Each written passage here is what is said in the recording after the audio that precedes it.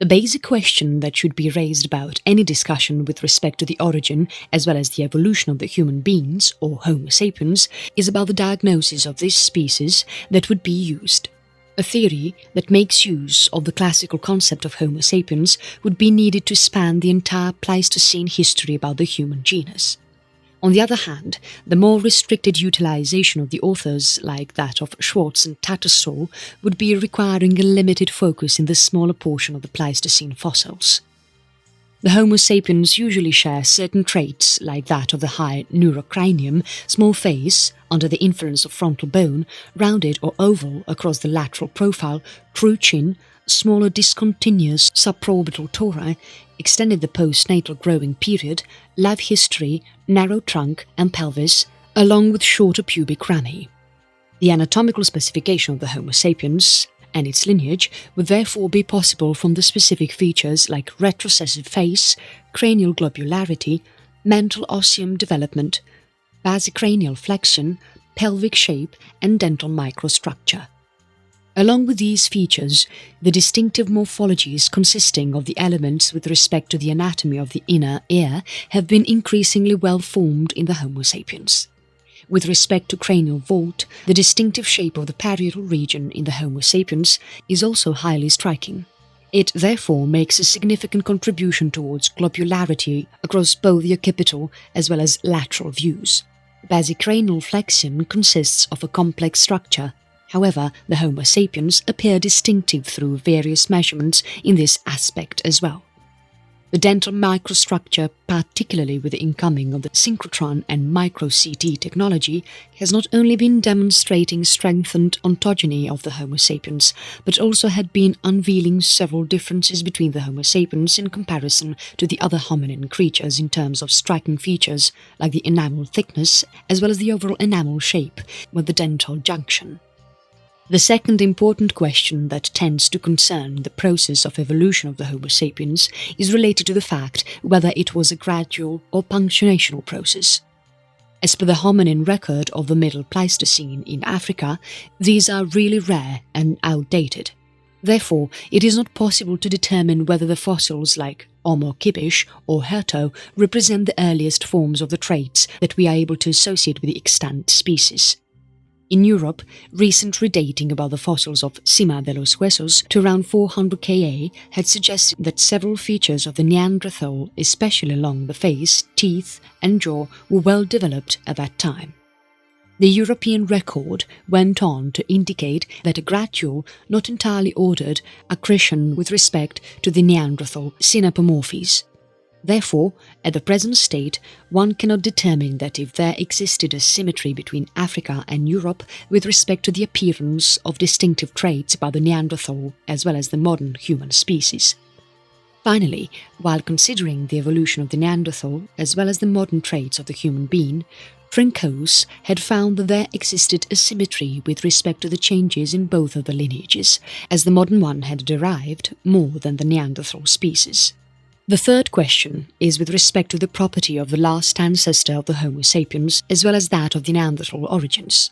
A recent study which makes use of the geometric morphometrics over various crania for virtually reconstructing the LCA of the modern humans as well as that of the Neanderthals had found the existence of the Afro-European species. The fourth question has been followed by the previous ones. Once the modern human, as well as the Neanderthal lineages, had begun to evolve, whether the more ancient species in Africa and Eurasia died away, or if they persisted with their descendants for a long period.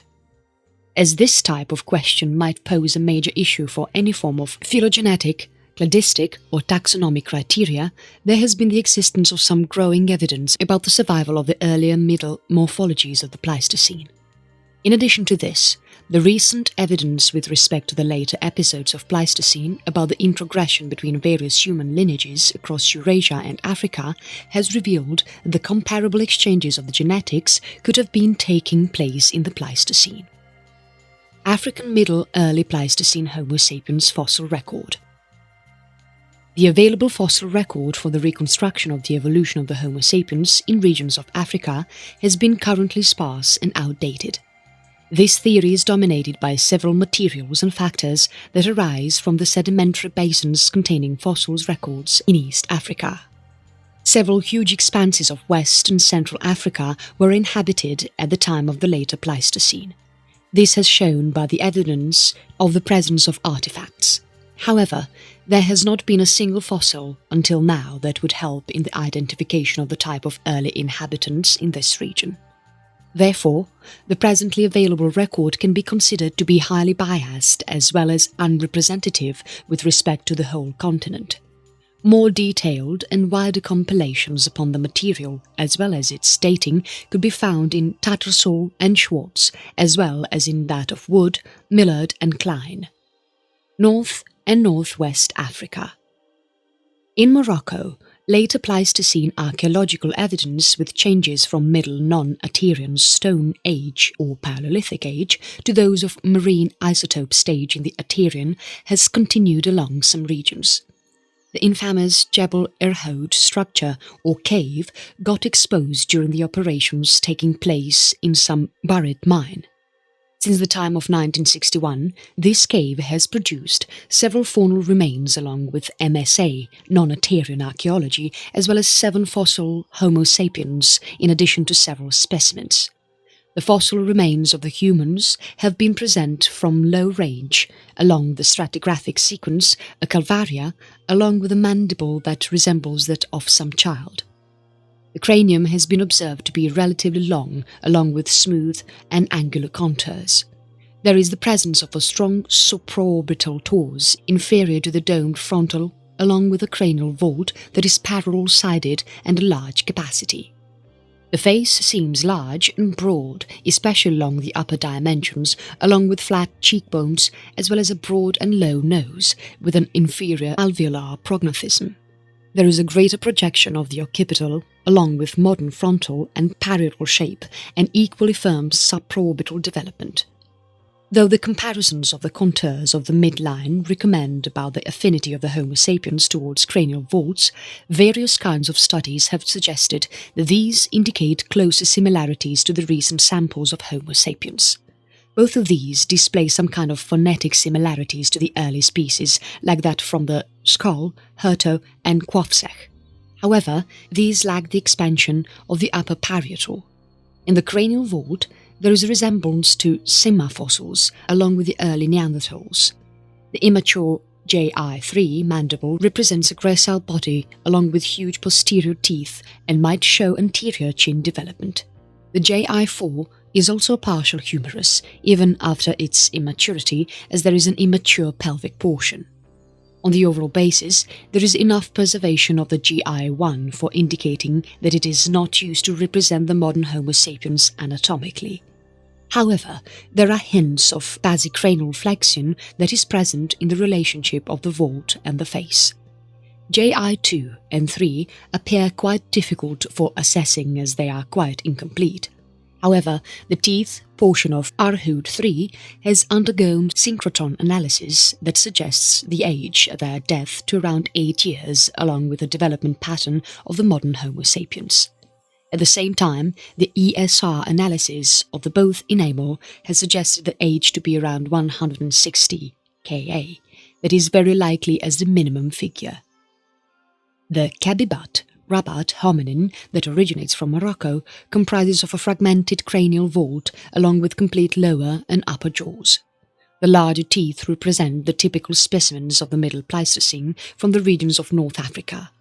However, the mandible contains elements of the mental trigone along with the vertical symphysis, as the occipital portion seems to be quite high as well as rounded. But the person seems to be subadult. Therefore, caution must be implemented while interpreting the morphology of the same. Faunal correlation has placed the Rabat Homo sapiens specimen along the latter Middle Pleistocene.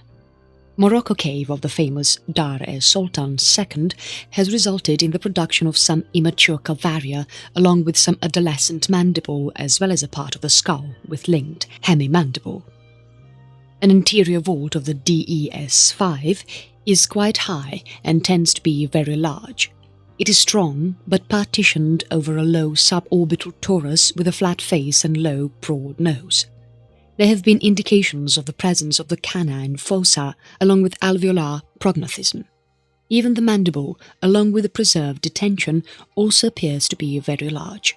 However, several illustrations tend to be highly deceptive about the indication of the lack of chin. The region of the same seems to be broken.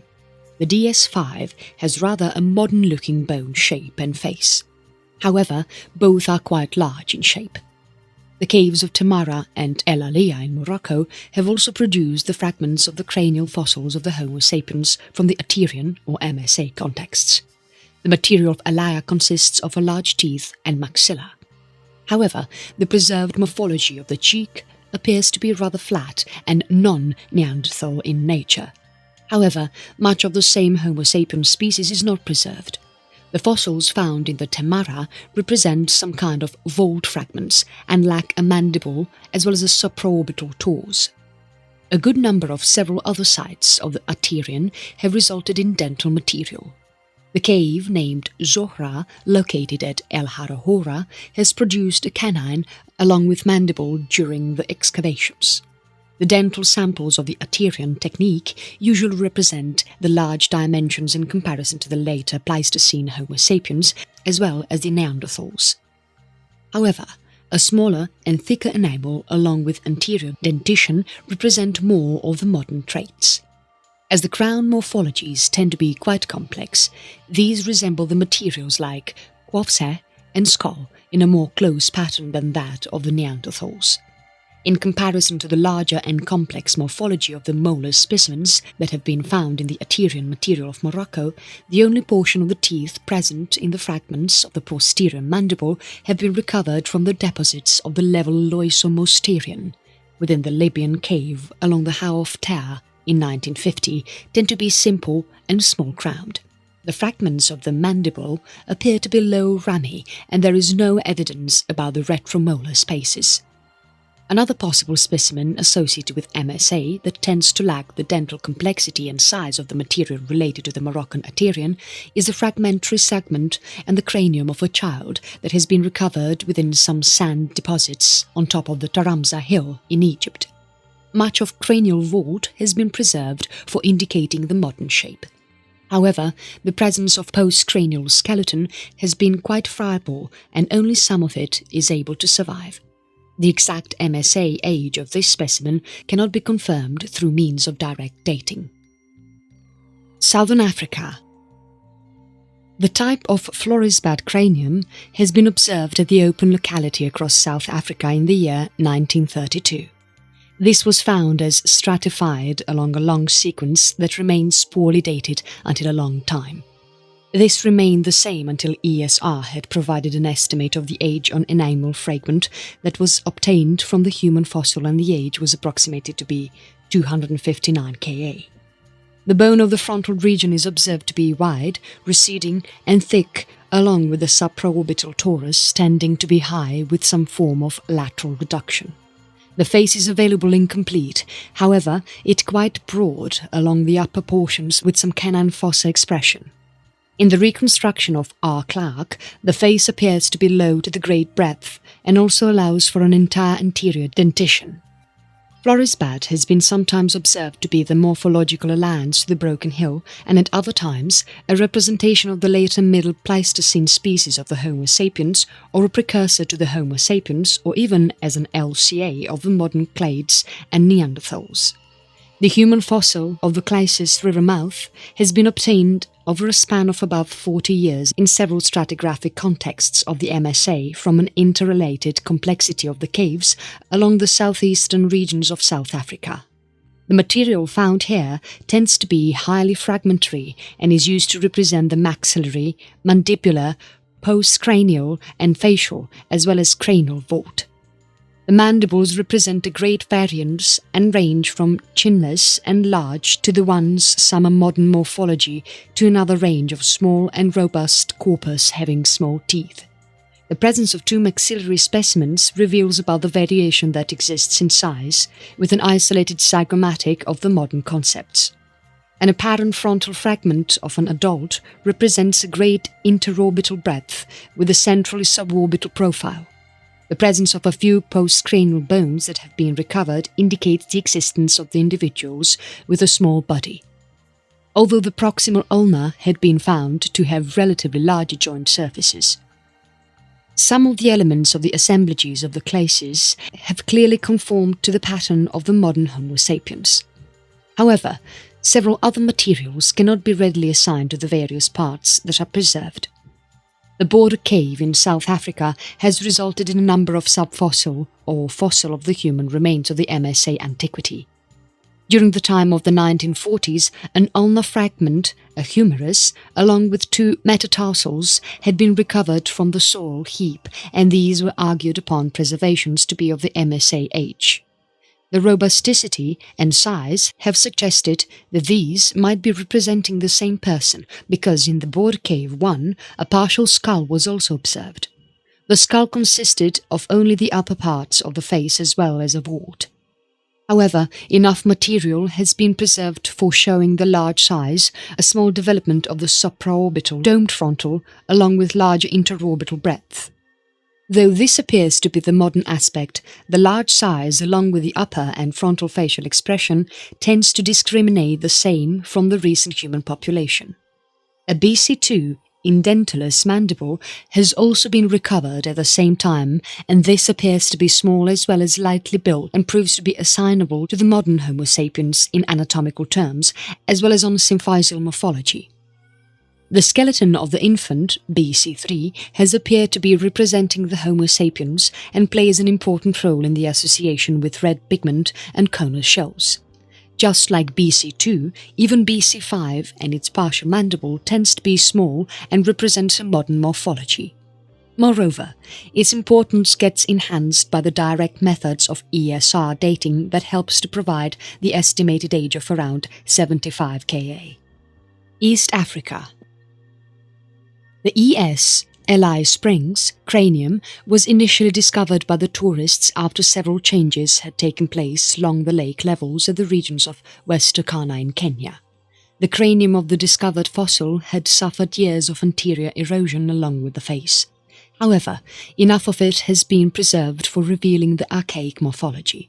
The particular vault that has been found appears to be long as well as broad in an inferior manner, with a limited expansion of the upper parietal region in rear view. There is some evidence of mere frontal keeling as well, however cranial buttressing has not been strongly expressed.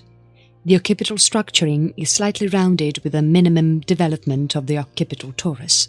Though it is heavily eroded, the structure of the face appears to hold a resemblance to some of the later Middle Pleistocene. The crania of Africa has been comparatively short, broad and flat, and there is evidence of some development with respect to the canine fossa. Though ES 11693 had been discovered along with some faunal remains, the absence of any proper context or linked archaeology has indicated the remains to be undated. Several mandibular and fragmentary cranial fossils were recovered from the sediments that border the Lake Eyasi situated in Tanzania since the time of the 1930s. Probable association of the same with the Acheulean artifacts have suggested the fact that an earlier and not Middle Pleistocene age, however limited U-Series and ESR age have estimated from the fauna linked with frontal 7 suggests the age be around 88 or 130 Ka. The Eyasi-1 is represented in a projecting suborbital torus towards its frontal, while the occipital is considered to be more modern with respect to the torus formation in comparison to the strong development of the Eyasi. Second, the conditions, in terms of a fragment of the material along with complexities of reconstruction, have limited the availability of information beyond the indications about the specimens were not assignable to the anatomical modern Homo sapiens, even after the later Pleistocene date had suggested some of them. The hominid findings of the Ngaloba Laetoi 18 had been recovered from the beds of Ngaloba along the Laetoli region in Tanzania. The particular cranium might date from the later Middle Pleistocene. This is comparatively long as well as low, with elongated or receding bone on the frontal end. This comes as rounded towards the rear as well as lateral views, along with the minimal development of the occipital torus. However, on the anterior side, there is the presence of a prominent, still thin layer of the supraorbital torus. The region of the occipital is known for the resemblance of Neanderthals with respect to the juxtamastoid and mastoid eminences. Its face is not properly articulated within the vault, however it is evidently low, flat and broad along the mid-face with the presence of canine fossae and gives way to the subnasal regions. The possible reconstruction of the same by Cohn has confirmed the gracility of the entire face, however it suggests more height in comparison to the other depictions of the same.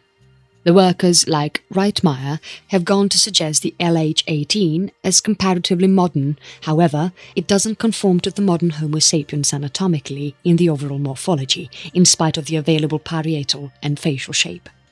The 3 fossil hominins of the Omo Kibish have been discovered in the year 1967 as separate contexts and localities.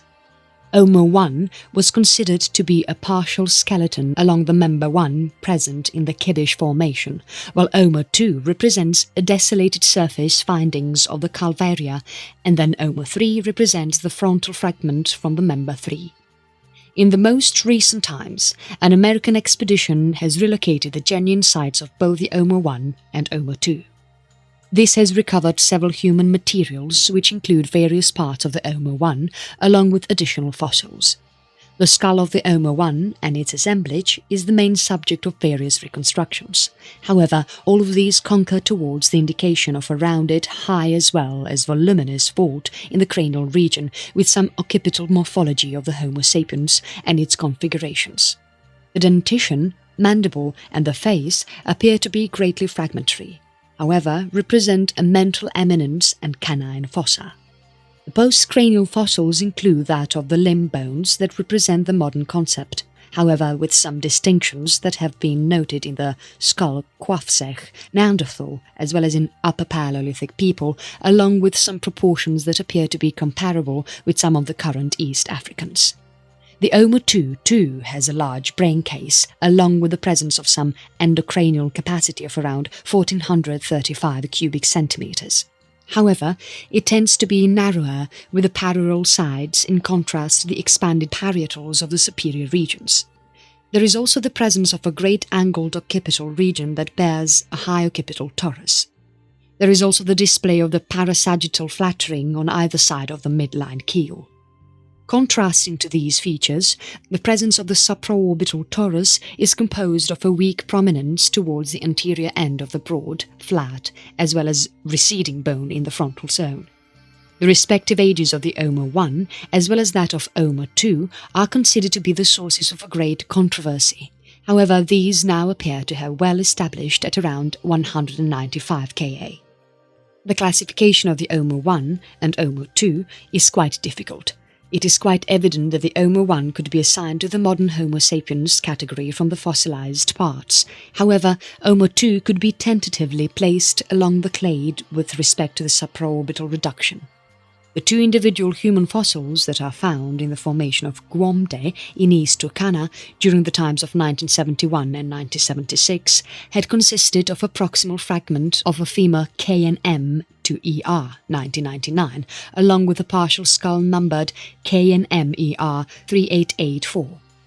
The femur has been presented as a strongly built, however seems of the modern aspect when it comes to the shaft shape as well as the cross-section. On the other hand, the partial skull is seemingly a combination of the several characteristics found along the Omo Kibish 1 as well as 2. This is large and high along with the presence of vertical walls. The presence of supraorbital torus has been found to be evenly projecting and thick.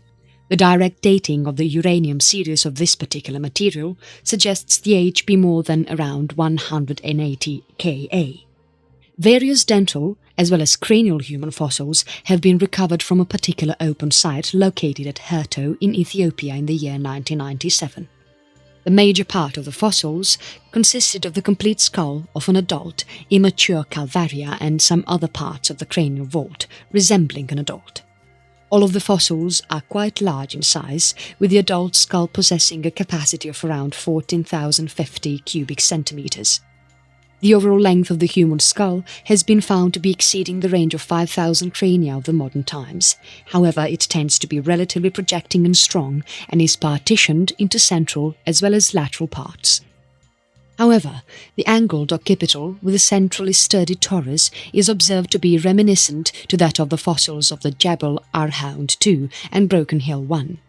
The rear part of the individual cranial fragments represents greater size along with robusticity in comparison to most of the complete cranium. The multivariate as well as the univariate analysis has shown that the combination of the traits of the skull of an adult makes it differentiated from the humans of the recent times. However, in terms of shape of the cranial angles, along with neurocranial globularity, these can be characterized as that of the Homo sapiens. But the addition of subspecific idaltu, nomen, is not able to justify the same.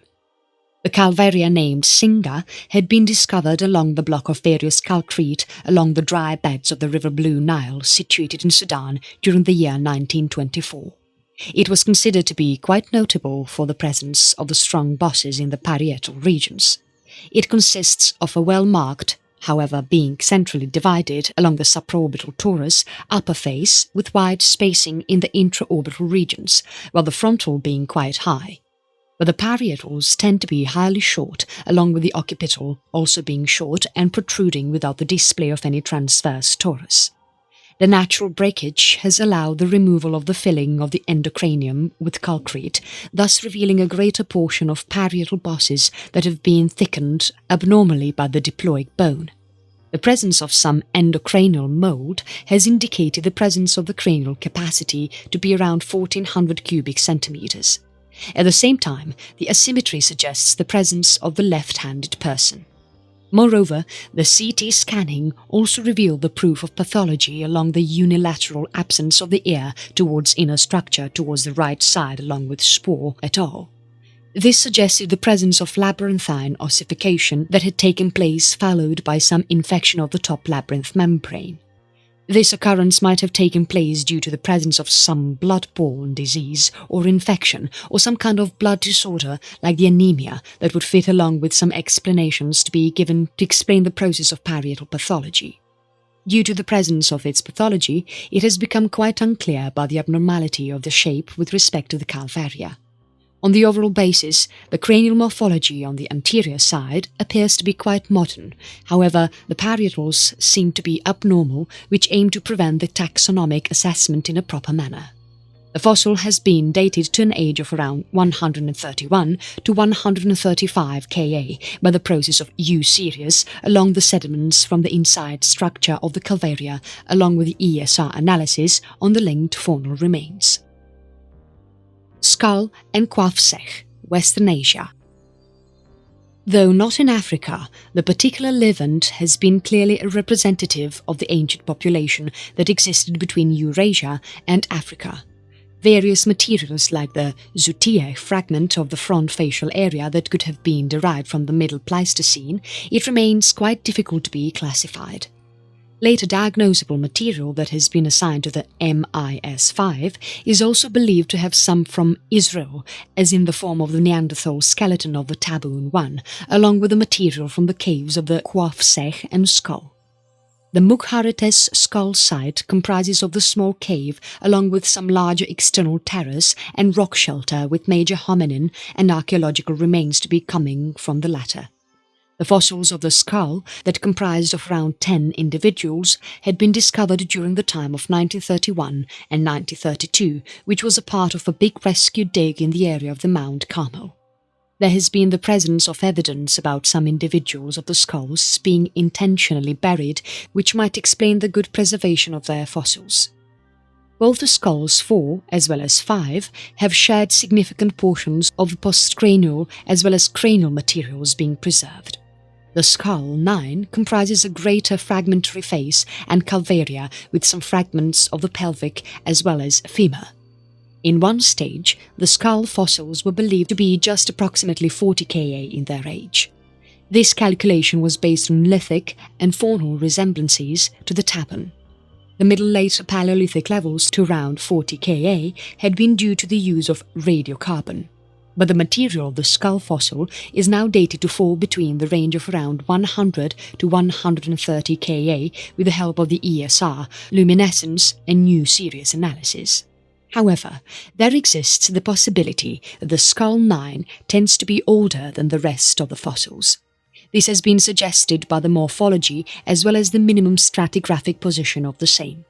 The first discoveries that were from the Kwafsek cave, along with its terrace, had happened during the time of the 1930s.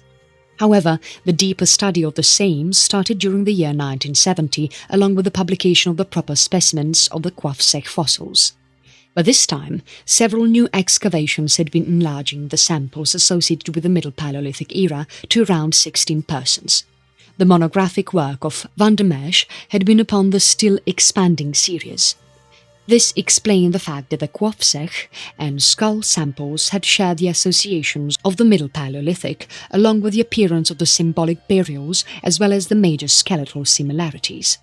As far as morphology was concerned, it was highlighted about the Homo sapiens and its affinity for the group of hominids, from the mandibular and cranial shapes to even the pelvis as well as the limb bones. The metric, non-metric and morphometric analysis has always supported the view about the fact that the postcranial, cranial and dental anatomy of the sample of the skull and Kwafsek had represented quite an early form of the Homo sapiens with primitive or robust features. With skull, the process of application of the ESR, luminescence as well as U-series methods of dating had placed the material of the Middle Paleolithic into MIS5.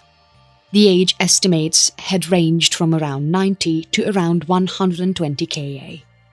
As the Kwafsek and skull series has revealed the derived characteristics in the postcranial and cranial anatomy that is shared with the recent humans and Upper Paleolithic, these also display a considerable amount of variation. These tend to differ in various aspects of the shape of cranial, along with the morphology between and within the available samples.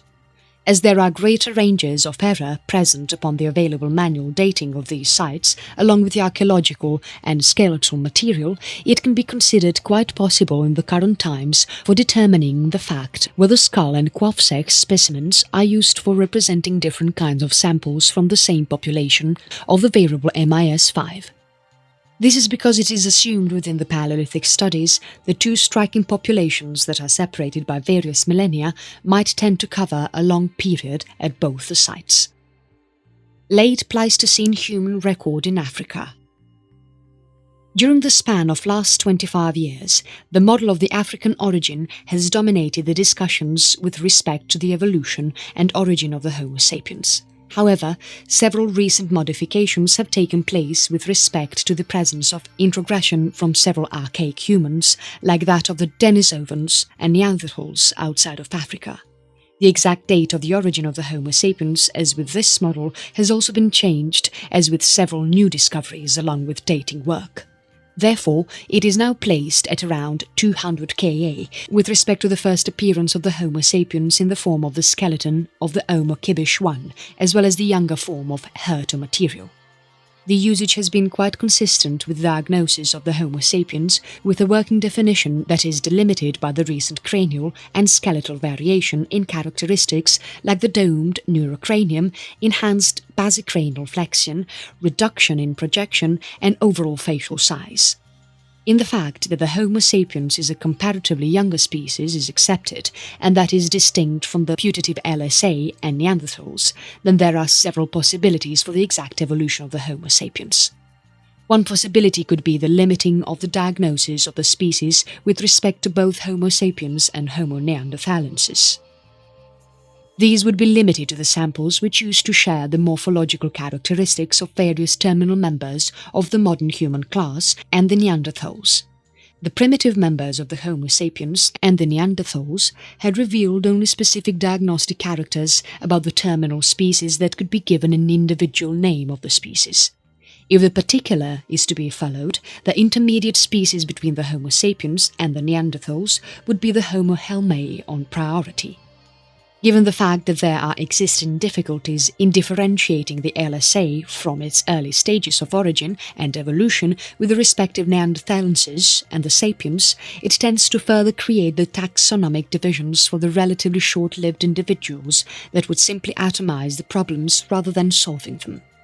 Another possible option would be to make use of the looser definitions of the Homo sapiens along with the Homo neanderthalensis. This would be done for encompassing the various samples which would lie on the respective species after they got separated from the respective LCA. The earliest members of the modern Homo sapiens could be termed as archaic Homo sapiens. Similarly, the earliest members of the Homo neanderthalensis could be termed as the early Homo neanderthalensis. The time of the evolution of the Homo sapiens out of its chimpanzee-human common ancestor can be dated to around 10 million years ago. The scientific study of the theory of human evolution is primarily concerned with the series of the development of the main genus Homo. It also involves the study of various other hominids, like that of the great apes, gorillas, chimpanzees, bonobos, and all of the related hominins. The modern Homo sapiens are defined as the species of which the only existing extant subspecies is the human beings. The various species of the Homo sapiens, Idaltu, have now become extinct.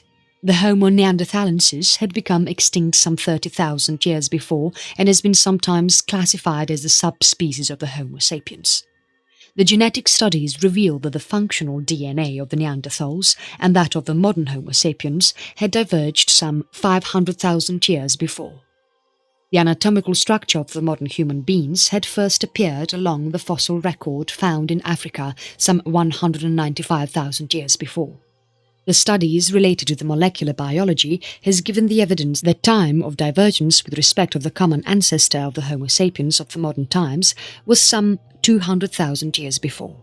The broader study of the genetic diversity in Africa had founded the San people for expressing the largest genetic diversity that existed among the various distinct populations and thus made them one cluster of the ancestor population.